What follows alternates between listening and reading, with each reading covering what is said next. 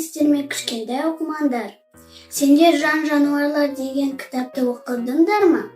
Ендеше оқырмандасар, мен сендерге қазір оқып беремін. Піл мен тышқан.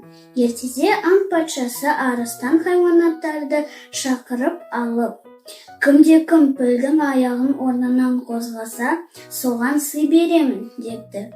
Жан жануарлар бірінен кейін бірі келіп, пілдің аяғын қозғалта алмай қойыпты.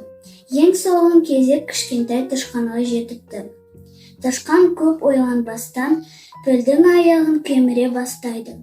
Сонда жаны мұрнының ұшына келген піл ну орманға қарай қаша жөнеледі.